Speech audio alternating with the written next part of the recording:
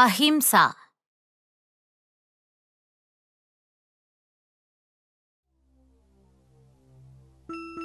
ఒక గ్రామములో దీనా అని ఒకడు ఉండేవాడు. అతను ఎప్పుడూ తను ఒక గొప్ప బలవంతుడని అనుకుంటూ ఉండేవాడు. ఒకరోజు ఓ కొత్త వ్యక్తి ఆ గ్రామంలోకి వచ్చాడు.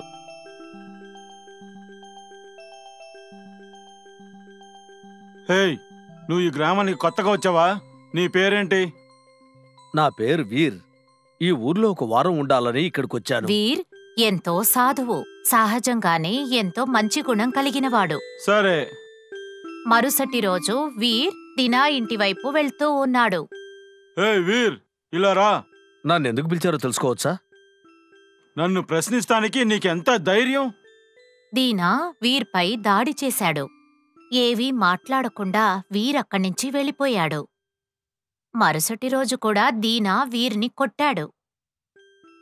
నువ్వెప్పుడిలా ప్రవర్తించకు. అందరితో నువ్వు ప్రేమగా ఉండటం నేర్చుకో. ఆశ్చర్యంగా ఉంది.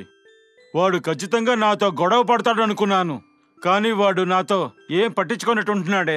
మరుసటి రోజు ఆ గ్రామం ఒక మల్లయుద్ధ పోటీకి సిద్ధమయ్యింది. నేను వెళ్ళి పోటీని చూడబోతున్నాను. పందాన్ని చూడ్డానికి వెళ్లిన దీనా ఆశ్చర్యపోయాడు. వీరా? ఓరి దేవుడా, వీడొక మల్యుద్ధ వీరుడా? అదే కాకుండా పోటీలో వీడే గెలిచాడా? వీర్ దీనా వైపు వచ్చాడు. వీర్, నువ్వా? నువ్వొక మల్యుద్ధ వీరుడువా? నిన్ను నేను కించపరిచినప్పుడు కూడా నువ్వు దీని గురించి నాకు చెప్పనే లేదే. ఇలా చూడు దీనా, మనం అందరితోనూ ఎంతో ప్రేమగా ప్రవర్తించాలి. నాకు మల్లయుద్ధం ఆటలాంటిది, కాని అహింస అంటేనే నాకిష్టం. నన్ను క్షమించు, దయచేసి నన్ను క్షమించు. నన్ను నీ మిత్రుడుగా అంగీకరించు. చూశావా, అహింసా మార్గంలో పోరాడి నిన్ను మంచివాడిగా మార్చాను. ఈ క్షణం నుంచి మనిద్దరం మంచి స్నేహితులం. బూస్ట్ బడాయి కొట్టు. రెస్లింగ్ మల్లయుద్ధము. టేకెన్ అబ్యాక్ మరింతగా ఆశ్చర్యపోవుట. ప్రశాంతత కానుక.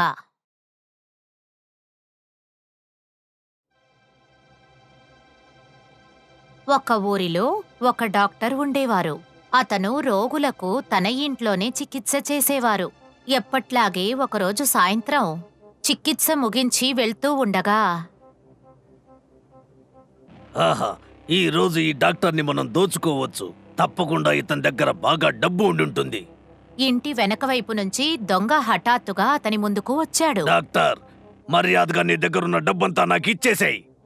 ఇలా చూడు, ఈ డబ్బు మందులు కొనడానికి తెచ్చాను. దయచేసి దారి వదులు. ఎక్కువగా మాట్లాడొద్దు డాక్టర్. నీ దగ్గరున్న డబ్బు నాకు ఇచ్చేసేయ్.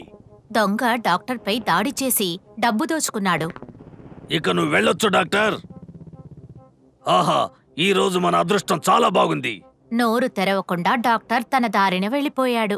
ఆ రోజు రాత్రి దొంగ రాత్రి ఆహారం తిన్నాక తన ఇంటికి వెళ్తూ ఉన్నాడు. నా కాళ్ళు ఏదో కరిచింది, అదేమైంటుంది? దొంగ వంగినప్పుడు ఒక పాముని చూశాడు. దేవుడా, ఎవరైనా నాకు సహాయం చెయ్యండి. నన్ను పాము కరిచింది. నన్ను కాపాడండి, కాపాడండి. దొంగ అరుస్తూ ఉండగా ఎవరో తనకి చికిత్స చేయడం చూశాడు. అది ఎవరో కాదు, ఆ డాక్టరే. డాక్టర్, మీరా? ఏవి మాట్లాడకు. నేను నీకు ఫస్ట్ ఎయిడ్ చేశాను. నా హాస్పిటల్కొచ్చి ట్రీట్మెంట్ తీసుకో. డాక్టర్, నేను చాలా పెద్ద తప్పు చేశాను. నన్ను క్షమించండి. ఉదయం మీ మీద నేను దాడి చేశాను. అదంతా మర్చిపోయి నా ప్రాణాన్ని కాపాడారు. నా మీద మీకు కోపం లేదా? నాకు గొడవలంటే ఇష్టం ఉండదు. ప్రశాంతంగా బ్రతకడమే నాకు ఇష్టం. అందుకని నీ మీద నాకు కోపం ఏమీ లేదు. నేను నా తప్పు తెలుసుకున్నాను డాక్టర్. ఈ దొంగ జీవితాన్ని విడిచిపెట్టేస్తాను. నాకు సహాయం చేస్తారా? అయితే నువ్వు పని చేయడానికి సిద్ధంగా ఉన్నావు కదా? అవును డాక్టర్, ఏ పనైనా సరే నేనిప్పుడు చేయడానికి సిద్ధంగా ఉన్నాను. సరే, నువ్వు నా హాస్పిటల్ని చూసుకో. తప్పకుండా డాక్టర్, రేపే వచ్చి నేను ఉద్యోగంలో చేరతాను. ప్రశాంతత ఓ దొంగని కూడా మామూలు మనిషిగా మార్చేసింది. రాబ్ దొంగతనం చేయుట. క్లినిక్ ఆసుపత్రి. భగవంతునితో ఉండుట.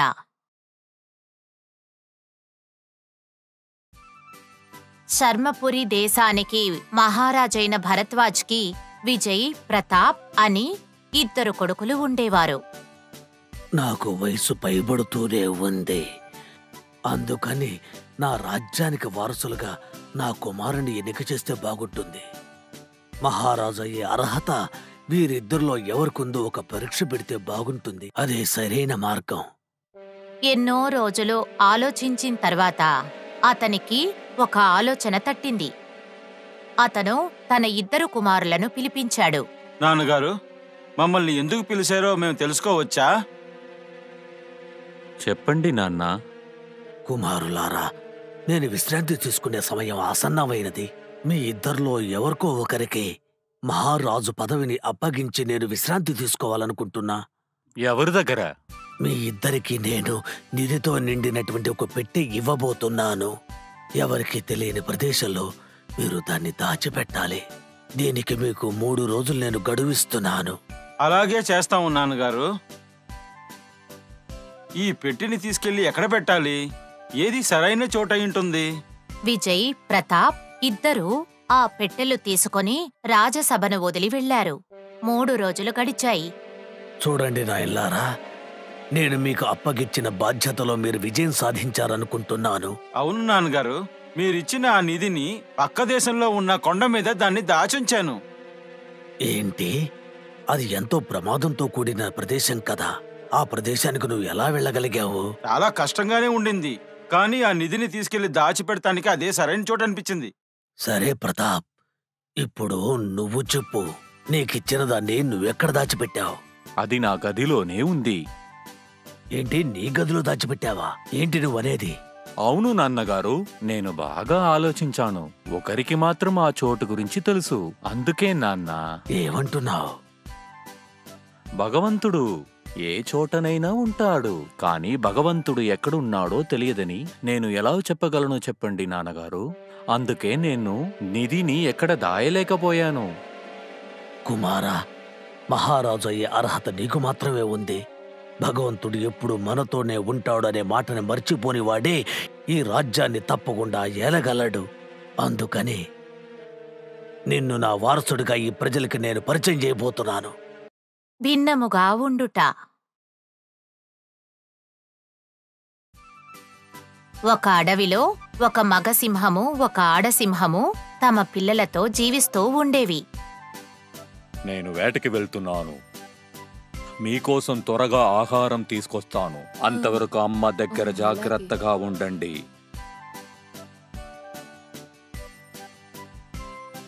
ఆ సింహం ఆహారంతో వచ్చింది. నలుగురు దాన్ని పంచుకొని వచ్చారు. ఇది రోజు వాళ్ళు చేసే పనే. ఎప్పట్లాగే సింహం ఒకరోజు ఎర కోసం వెళ్ళింది. ఓ, ఎంత దురదృష్టం! సంధ్యా సమయం అయింది, కాని ఒక జంతువు కనిపించలేదు. పిల్లలు ఆకలితో ఎదురు చూస్తుంటారు. నాకేమీ అర్థం కాలేదు. అది గాలించడం కొనసాగించింది. అమ్మయ్యా, ఇంతసేపటికి ఫలితం దొరికింది. ఇది చిన్నపిల్లలా ఉందే, దీన్ని ఎలా చంపును? నాకు మనసొప్పడం లేదు. దీన్ని ఎత్తుకు వెళ్ళిపోదాం. జాగ్రత్తగా తీసుకువెళ్ళాలి. సింహం ఆ పిల్లను ఎంతో భద్రంగా ఎత్తుకొచ్చింది. ఓ, ఏవైంది? ఎందుకింత కంగారుగా వస్తున్నారు? ఇవాళ్ల నాకు కనిపించిన ఒకే జంతువు ఇదే. ఇది ఒక చిన్న పిల్ల, అందుకే దీన్ని చంపలేను.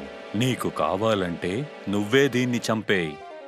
ఓ, మీ వల్లే కావడం లేదంటే నేనెలా ఆ పని చేయగలను? 2 పిల్లలకి తల్లిగా ఉంటూ ఆ పని ఖచ్చితంగా నేను చేయలేను. ఈ పిల్లని కూడా మనం పెంచుకుందాం. మీరేమంటారు? మన సొంత పిల్లలా చూసుకుందాం. సరే, నీ ఇష్టం వచ్చినట్టు చేయి. ఆ రోజు నుంచి తోడేలు పిల్ల వాళ్ల 3వ పిల్లగా పెరగడం మొదలుపెట్టింది. ఆ 3 పిల్లలు సహోదరులులాగా కలిసి పెరిగారు. కొన్ని నెలలు గడిచాయి. ఓకే, కానీ మీరు ఇక్కడ మాత్రమే ఆడుకుంటూ ఉండాలి. చాలా దూరం వెళ్ళిపోకూడదు, సరేనా? సరే అమ్మా. నేను వీళ్ళని బాగా చూసుకుంటానమ్మా. అందరూ ఒకటిగా ఉండాలి. మీరు ముగ్గురు అస్సలు గొడవ పడకూడదు. ముగ్గురు బయట ఆడుకోవడానికి వెళ్లారు. ఆడుకుంటున్నప్పుడు దూరంగా ఓ ఏనుగు రావడం కనిపించింది. అలా చూడు, తను మన దగ్గరికి వచ్చాడంటే వాడిపై దాడి చేద్దాం. ఏంటి, ఏనుగు మీద దాడి చేయబోతున్నారా? మీకు బుర్ర పనిచేస్తుందా? రే బాబు, ఏంటి ఆటలుగా ఉందా? మేవే బలవంతులం. వాడిపై దాడి చేయడమే కాదు, చంపగలం. ఓ, ఖచ్చితంగా అది కుదరదు. నేను ఇక్కడి నుంచి వెళ్ళిపోతాను. నువ్వేంటి ఇంత భయపడుతున్నావు? వెళ్ళు, త్వరగా ఇక్కడి నుంచి వెళ్ళిపో. తోడేలు తల్లి దగ్గరికి తిరిగి వెళ్ళింది. నాన్నా, ఎక్కడా వాళ్ళందరేరి?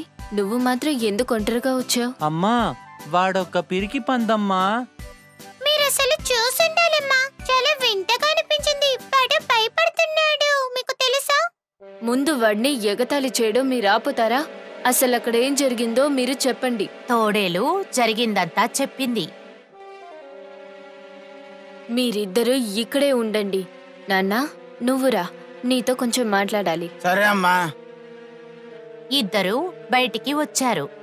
ఇలా చూడు, నీతో నిజాన్ని చెప్పాల్సిన సమయం వచ్చేసిందనుకుంటాను. నిజమా?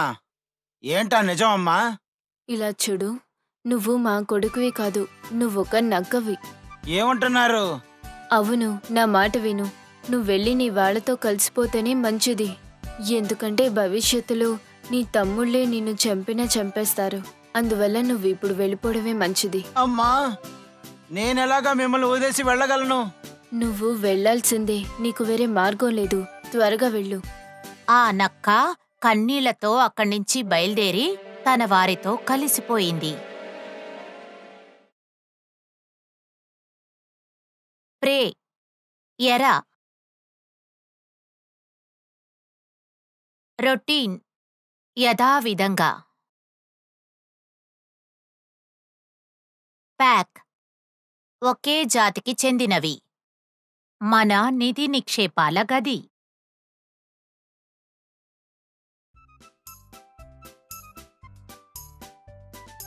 విద్యార్థులారా, ఇప్పుడు నేను మీకొక ముఖ్యమైన పాఠాన్ని నేర్పించబోతున్నాను.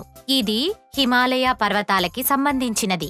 ఈ పర్వతాలు భారతదేశంలో ఉత్తర ప్రాంతం నుండి ఉత్తర తూర్పు ప్రాంతం వరకు వ్యాపించి ఉంది. పైగా భరతఖండాన్ని టిబెటన్ ప్లాట్యూ నుంచి విడదీస్తుంది. హిమాలయ పర్వతాలే ఈ భూమిలో కల్లా ఎంతో ఎత్తైన పెద్ద పర్వతాలు. ఈ ఎత్తైన పర్వతాల మధ్య లెక్కలేనన్ని లోయలు ఉన్నాయి. ఉత్తర ప్రాంతంలో ఉన్న పర్వతాలను పెద్ద లేక అంతర్భాగ పర్వతాలని లేక హిమాద్రి అని పిలువబడుతుంది. ఇక్కడ ప్రసిద్ధిగాంచిన నదులు 2 ఉన్నాయి. ఒకటి ఇండస్, మరొకటి గంగా, బ్రహ్మపుత్ర మొదలగు నదీ తీరాలు. 750 మిలియన్ల కంటే ఎక్కువ మంది ప్రజలు హిమాలయ నదీ తీరాల ప్రాంతంలో నివసిస్తున్నారు. హిమాలయాలలోని ఎత్తైన ప్రాంతాలు ఏడాది పొడుగునా మంచుతో మూయబడి ఉంటాయి. ఇవి ఎన్నో జీవనదులకు మూలాధారముగా నిలిచాయి. అవి జేలం, చెనాబ్, రావి, బియస్, సత్లజ్, గంగా, యమున, బ్రహ్మపుత్ర మొదలగు నదులు. ఇవి మన దేశాన్ని సమృద్ధిపరుస్తాయి. హిమాలయాలు మన పొరుగు దేశాలకి మన దేశానికి మధ్య ఉన్న ఒక అడ్డుగోడగా నిలుస్తుంది. ఇది ప్రకృతి మనకు అందించిన నిక్షేపం. విద్యార్థులారా, మీకిప్పుడు హిమాలయాల ముఖ్యత్వం అర్థమైందనుకుంటాను.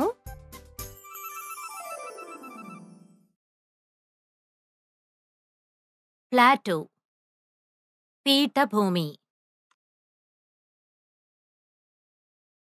బేసిన్ నదీ తీరం. పెరెనియల్ ఎండిపోని స్థితి. ప్రకృతిని ప్రేమించండి. చుట్టూ దట్టమైన అడవులతో ఒక చిన్న దేశము ఉండేది. ఆ దేశాన్ని అమర్ అనే మహారాజు పరిపాలించేవారు. మహారాజు ఒక పెద్ద రాజభవనాన్ని కట్టిస్తూ ఉన్నారు. మహామంత్రి, నాకు ఒక విషయం ఆలోచనకొచ్చింది. రాజభవనం కట్టడం పూర్తిగా వచ్చింది. ఆ భవనానికి కావలసిన అలంకారం అంతా కూడా చెక్కలతో చేస్తే బాగుంటుందని నా అభిప్రాయం. మహారాజా, మన వల్ల అవుతుంది, కాని దానికి బోల్డని చెట్లు కావాలి. అవును, మీరు చెప్పినది కూడా నిజమే. మనం దాని గురించి ఆలోచిద్దాం. ఏయ్, నీకో విషయం తెలుసా? మన మహారాజు గారు రాజభవనం లోపలంతా చెక్కతోనే చేయబోతున్నారట. అన్ని చెట్లు ఎక్కడ దొరుకుతాయి?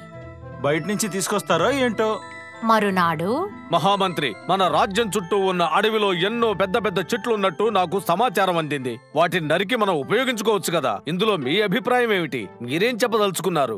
కానీ మహారాజా, అడవిని నాశనం చెయ్యడం నాకు ఇష్టం లేదు. అందుకని మనం మహామంత్రి, మీరు నాకు నీతులు చెప్పక్కర్లేదు. ఏం చెయ్యాలో ఏం చెయ్యకూడదో నాకు బాగా తెలుసు. మీకు చెప్పింది మాత్రం చేయండి. మీ ఆజ్ఞ శిరసావహిస్తాను మహారాజా. మంత్రి విశిష్టమైన చెట్లన్నిటినీ నరకమని ఆజ్ఞాపించారు. 1 నెలలో అడవిలో దాదాపు అన్ని చెట్లు నరకబడి కొన్ని చెట్లు మాత్రమే మిగిలాయి. మహారాజా, కావాల్సిన చెట్లను సేకరించాము. ఇప్పుడు మనం పని మొదలు పెడతాం. అయితే ప్రారంభించండి మంత్రి గారు. మన మహారాజు గారు అడవి మొత్తం నాశనం చేయటంతో అక్కడున్న మృగాలు, పక్షులన్నీ కూడా ఎక్కడికో వెళ్ళిపోయాయి. అది మాత్రమే కాదు, ఇక్కడున్న పక్షులన్నీ వెళ్ళిపోవడంతో ఈ ప్రదేశం మొత్తం బోసిపోయినట్టు అయిపోయింది. ఇంకా ఏవేం జరుగుతాయో అని నాకు చాలా భయంగా ఉంది. ఓ ఏడాది తరువాత మహారాజా, ఈసారి వర్షాలు సరిగ్గా కురవక మన దేశానికి కరువు కాటకాలు వచ్చాయి. అది నాకు తెలుసు. మీ అనుమతితో మీ వద్ద నేను మీతో ఒకటి చెప్పాలి. ఏమిటంటే అది మీరేం చెప్పక్కర్లేదు. మీరేం చెప్పదలుచుకున్నారో నాకు తెలుసు. ఈ పరిస్థితికి కారణం నేనేనంటారు. ఈ స్థితిని ఎలా బాగు చేయాలి? బాధపడకండి మహారాజా. మన రాజభవనంలో కావాల్సిన ధాన్యాలు, పప్పులు ఉన్నాయి. మనం చెయ్యాల్సింది ఒకటి మాత్రమే. ఇదివరకు చెట్లున్న చోట కొత్త చెట్లు నాటాలి. సరే మహామంత్రి, మీరు చెప్పినట్టుగానే చేద్దాం. అయితే వెంటనే దానికి కావలసిన ఏర్పాటు చేయండి. కొన్ని రోజుల్లోనే కొత్త చెట్లను నాటారు. ఇది నిజంగా మనకి మంచి గుణపాఠమే. మనకి ఆహారాన్ని, వర్షాన్ని ఇచ్చి ఈ ప్రకృతిని నాశనం చేయటం ఎంతో తప్పు. దానివల్ల మనకే ఎంతో ప్రమాదం ఏర్పడుతుంది. అవును, మీరు సరిగ్గా చెప్పారు. ప్రకృతిని అందరూ ప్రేమించాలి. ఇంపోర్ట్, దిగుమతి. అబండెంట్, ఎక్కువ సంఖ్యలో ఉండుట. స్లాష్, నరుకుట, కృతజ్ఞతాభావం కలిగి ఉండుట.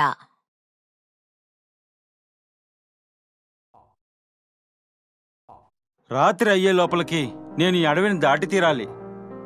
తొందరగా అడవిని దాటాలని వేగంగా నడుస్తున్న వడ్రంగి హఠాత్తుగా తన వేగాన్ని కాస్త తగ్గించాడు. ఓ, ఏదో ఒక జంతువు నొప్పితో బాధపడుతున్నట్టుంది. ఈ శబ్దం ఏనుగు గాండ్రింపులాగా ఉందే. ఆ వడ్రంగి శబ్దం ఎక్కడ్నుంచి వస్తుందో చూశాడు. అప్పుడు దెబ్బతిన్న ఒక తెల్ల ఏనుగు కనిపించింది. అరెరే, దానికి రక్తం కారిపోతుంది. నేను దానికి సాయం చెయ్యాలి. మెల్లగా ఏనుగు దగ్గరికి వెళ్లిన ఆ వడ్రంగి దాని గాయానికి మందు వేశాడు. నీకు ధన్యవాదాలు. ఈ గాయం వల్ల నేను నడవలేకపోతున్నాను. ఇప్పుడు చాలా బాగుంది. బాధే తెలియలేదు. ఏనుగుకి నొప్పి తగ్గి లేచి మెల్లగా నడవసాగింది. కొన్ని నెలల తర్వాత ఆ వడ్రంగి మళ్ళీ ఆ అడవి గుండా వెళ్లాడు. నా పరిస్థితి చాలా దారుణంగా ఉంది. నా వ్యాపారం బాగానే లేదు. నేను ఎలా బతుకుతానో అర్థం కావట్లేదు. ఇది తలుచుకుంటే నాకు చాలా బాధగా ఉంది. రోజు రోజుకి నేను బీదవాడినైపోతున్నాను. ఆ సమయంలో వడ్రంగికి ఏదో శబ్దం వినిపించింది. వెనక్కి తిరిగి చూస్తే ఆ తెల్ల ఏనుగు అతని వెంటపడింది. ఇది మనం ఆ రోజు నయం చేసిన ఏనుగులా ఉందే. హేయ్, నువ్వెలా ఉన్నావు? నేను చాలా బాగున్నాను. అవును, ఎందుకిలా శోకంగా ఉన్నావు? చెప్పు. వడ్రంగి తన పరిస్థితిని దానితో చెప్పాడు. బాధపడకు మిత్రమా, నేను నీకు సాయం చేస్తాను. మీ రుణం తీర్చుకోవడానికి నాకు దొరికిన మంచి అవకాశం ఇది. నువ్వెలాగా నాకు సాయం చేస్తావు? నా దంతాన్ని కోసి తీసి మార్కెట్కి తీసుకెళ్లి అమ్మే. నీకు బోల్డంత డబ్బు దొరుకుతుంది. దాంతో జీవితాంతం సుఖంగా ఉంటూ. లేదు లేదు, అలాగ నేను చేయలేను. నీకు చాలా నొప్పిగా ఉంటుంది. అదేమీ లేదు. ఓ అంగుళం వదిలేసి మిగతాది కోసి తీసుకెళ్ళు. వడ్రంగి ఏనుగు చెప్పినట్టే చేశాడు. నీకు ధన్యవాదాలు. ఈ సాయాన్ని నేనెప్పటికీ మర్చిపోను. నువ్వు సంతోషంగా ఉండడానికి శుభాకాంక్షలు తెలుపుతున్నాను. వడ్రంగి బంగారాన్ని మంచి ధరకి అమ్మి జీవితాన్ని సంతోషంగా గడిపాడు. వర్స్ దారుణమైనది. గ్రాటిట్యూడ్ కృతజ్ఞతలు. టస్క్ ఏనుగు దంతం. చేతలు సరిగా ఉండవలెను.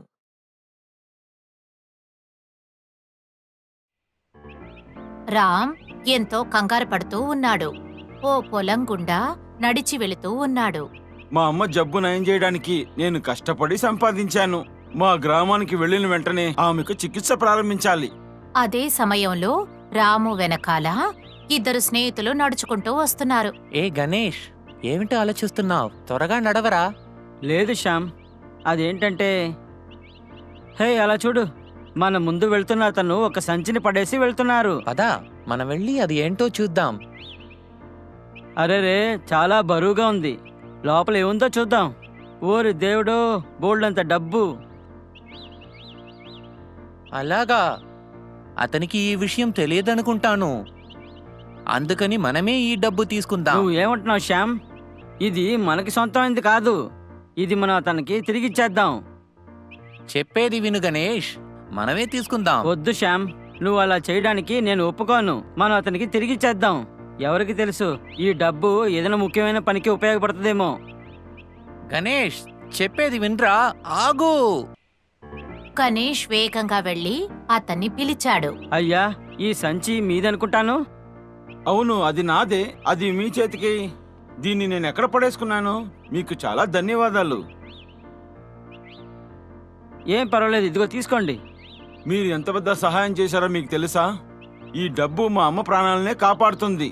ఈ డబ్బుని నేను చాలా కష్టపడి సంపాదించాను. ఇది మాత్రం పోతే మా అమ్మ ప్రాణాలకే ప్రమాదం అయ్యుండేది. మీకెలా కృతజ్ఞతలు చెప్పాలో అర్థం కావట్లేదు. మీరు బయలుదేరండి అయ్యా. మీ అమ్మగారు త్వరగా కోలుకోవాలని నేను ఆశిస్తున్నాను. నేను వెళ్ళొస్తాను మిత్రులారా. రా శ్యామ్, మనం వెళ్దాం. గణేష్, నేను ఒక పెద్ద తప్పు చేయబోయాను, కానీ నువ్వు నన్ను కాపాడావు. సరైన పని చేస్తే ఫలితం సంతోషం అని తెలుసుకున్నాను.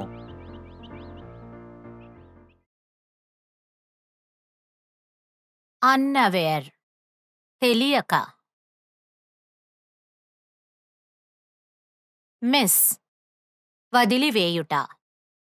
మంచి పక్కింటివారుగా ఉండుట.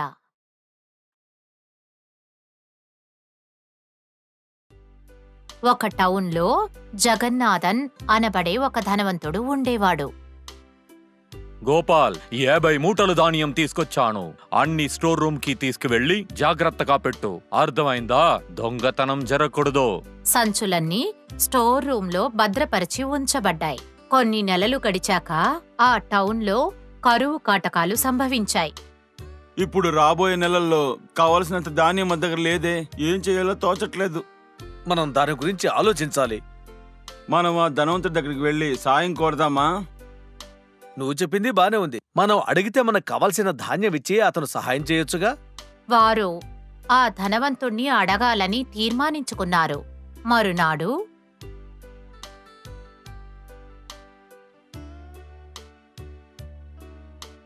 హలో, రండి రండి. ఎలా ఉన్నారు మీరు? అయ్యగారు, మేం మీ దగ్గర ఒక సహాయం కోరదామని ఇక్కడికి వచ్చాం. చెప్పండి, మీకు ఎలాంటి సహాయమైనా చేస్తాను. అయ్యా, మీకే తెలుసు, కరువు వల్ల మా పిల్లలకి మేము తిండి కూడా పెట్టలేకపోతున్నాం. ఒక బస్తా ధాన్యం మీరు మాకిచ్చారంటే మేము జీవితాంతం మీకు రుణపడి ఉంటాం. ఓ, నన్ను క్షమించండి. మీకు సాయం చేయాలనుకున్నాను, కానీ అంత ధాన్యాన్ని సేకరించలేదు. అందువల్ల మీకు సాయం చేయలేను. ఏం పర్వాలేదులే అయ్యా, మేము వస్తాం. ఇతను అబద్ధం చెప్తున్నాడు. ఇతని దగ్గర ధాన్యం బస్తాలు చాలా ఉన్నాయి, కానీ ఇతనికి మనకి సహాయం చేయటానికి మనసు రావటం లేదు. రోజులు గడిచాయి. పరిస్థితి చాలా దారుణంగా మారింది. ఒకరోజు పొరుగురు నుంచి ఒక ధనవంతుడు ఆ ఊరిని దాటి వెళ్లాల్సిన పరిస్థితి వచ్చింది. ఈ ఊళ్ళో వాళ్ళందరూ ఏదో సమస్యతో బాధపడుతున్నారు. ఏమిటా సమస్య తెలుసుకోవాలి. ఇలా చూడండి, మీరందరూ ఎందుకిలా ఉన్నారు? అయ్యా, కరువు కాటకాల వల్ల మా పిల్లలకి మేము కడుపు నిండా తిండి కూడా పెట్టలేకపోతున్నామయ్యా. ఓ, ఇది ఎంతో దారుణమైన విషయమే. మీరేం కంగారు పడకండి, మీకు తప్పకుండా నేను సహాయం చేస్తాను. ఏమంటున్నారు? మీరు మాకు సహాయం చేస్తారా?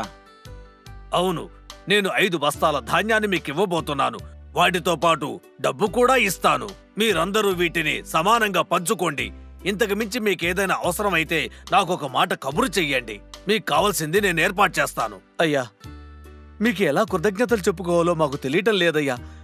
మీకు జీవితాంతం రుణపడి ఉంటాం. సరే, ఇక నేను బయలుదేరతాను. వెళ్ళరానా? మన కష్టానికి సహాయం చేసిన ఈ మనిషే ఖచ్చితంగా మన పక్కింటి వారే అయ్యుంటారు. అవును.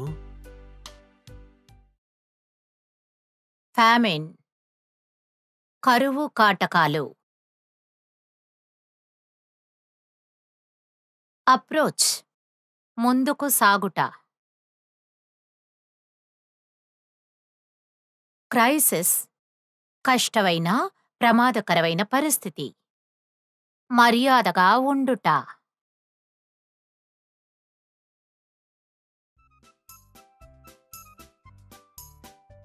ఒకరోజు సాయంత్రం హరి పాఠశాల నుండి ఇంటికి తిరిగి వస్తూ ఉన్నాడు. ఓ, చాలా ఆలస్యమైపోయింది. నా కోసం నా స్నేహితులు మైదానంలో ఎదురు చూస్తూ ఉంటారు. హరి రోడ్డు దాటాలని ముందుకు నడిచాడు. అప్పుడు ఒక వృద్ధురాలు రోడ్డు దాటడానికి నిలబడి ఉంది. ముసలావిడిలా ఉంది. ఈవిడ దగ్గర చాలా ఘనమైన వస్తువులు ఉన్నట్టున్నాయి. నేను ఈ మామగారికి ఖచ్చితంగా సాయం చేస్తాను. మామగారు, నేను మీకు సాయం చేస్తాను. మీ వస్తువులన్నీ నాకివ్వండి, నేను తీసుకెళ్తాను. హరి ఆ బామ్మని ఎంతో జాగ్రత్తగా రోడ్డు దాటించాడు. నీకు ధన్యవాదాలు బిడ్డా. నేను చాలాసేపు రోడ్డు దాటలేక నుంచున్నాను. నువ్వు సరైన సమయానికొచ్చి నాకు సాయపడ్డావు. ఆ దేవుడు నిన్ను ఆశీర్వదిస్తాడు. పర్వాలేదు బామా, మీరు జాగ్రత్తగా వెళ్ళండి. సరే బాబు, నువ్వు ఎక్కడికో వెళ్ళాలనుకుంటాను. నిన్నీక నేను ఇబ్బంది పెట్టను. ఇక్కడి నుంచి నేనే వెళ్తాన్లే. నువ్వు బయలుదేరు బాబు. సరే బామ్మగారు, నేను వెళ్ళొస్తాను. ఆ వృద్ధురాలు అక్కడ్నించి వెళ్ళిపోయింది. హరి కూడా మైదానానికి వెళ్ళాడు. కాసేపట్లో హరి తన ఇంటికి తిరిగొచ్చేశాడు.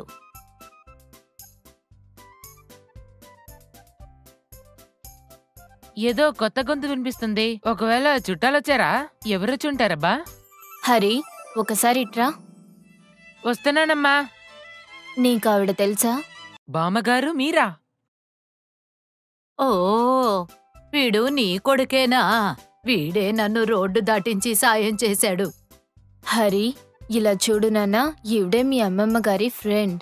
ఓ, గుడ్ ఈవినింగ్ బామ్మగారు, మీరు కరెక్ట్గా వచ్చేసారు. హరి, నువ్వు చాలా మర్యాద తెలిసిన బిడ్డవి. అందరూ నీలా ఉంటే ఎంతో బావుంటుంది. హరి, నిన్ను తలుచుకుంటే నాకు చాలా గర్వంగా ఉంది. నువ్వు వెళ్ళి నీ చేతులు కాళ్ళు కడుకొనిరా, కలిసి భోంచేద్దాం. సరేమా, ఇదిగో వెళ్తున్నాను. ఓవర్లోడ్, అతి బరువు. Carry on, కొనసాగించు. కర్టియస్, మర్యాద నమ్రత కనబరుచుట. మనం నిజాయితీగా ఉందాం.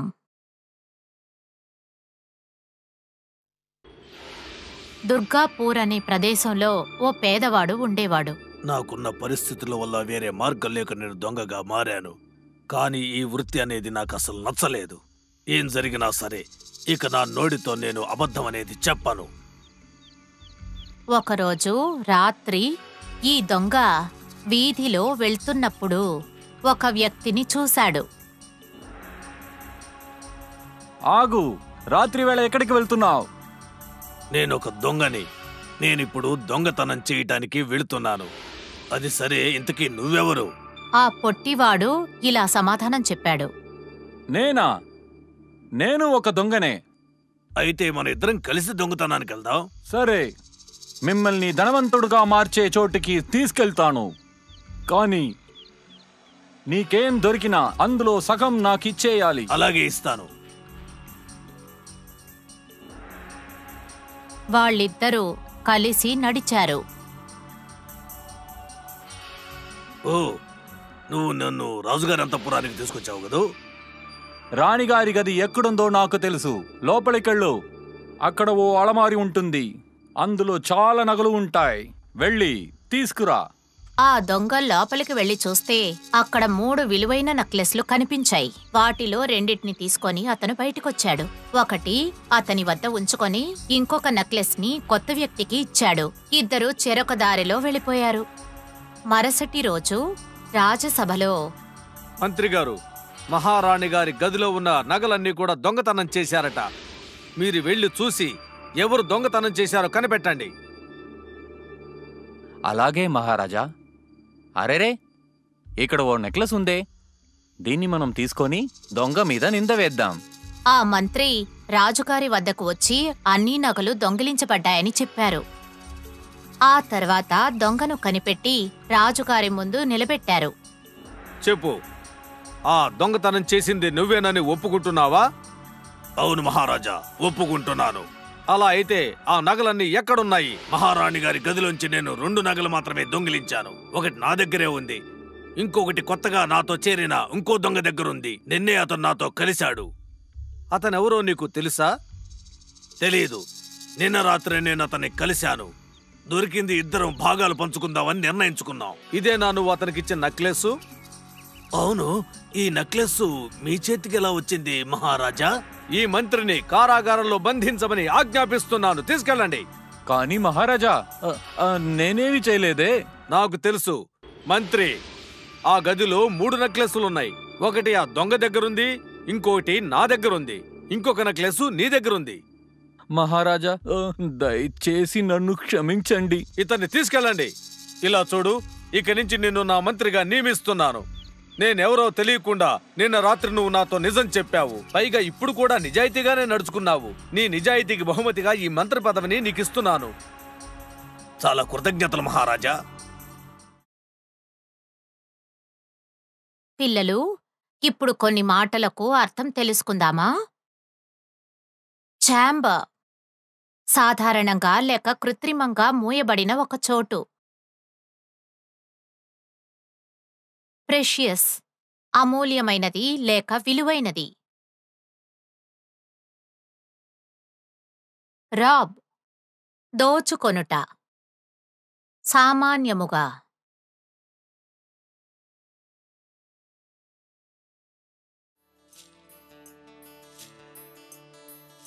వీర్, రామ్ ఇద్దరూ పక్కపక్కనే ఇళ్లలో ఉండేవారు. రామ్, వ్యాపారం కోసం బయట ఊరికి వెళ్ళి చాలా రోజుల తర్వాత తిరిగొచ్చావు. ఎలా ఉన్నావు? ఆ తర్వాత నీ ప్రయాణం ఎలా సాగింది? నేను బాగున్నాను మిత్రమా. నా ప్రయాణం కూడా బాగా సాగింది. ఇద్దరూ ఎంతో స్నేహంగా ఉండేవారు. కొన్ని రోజుల తర్వాత ఓ చిన్న విషయంలో వాళ్ళిద్దరి మధ్య సమస్య తలెత్తింది.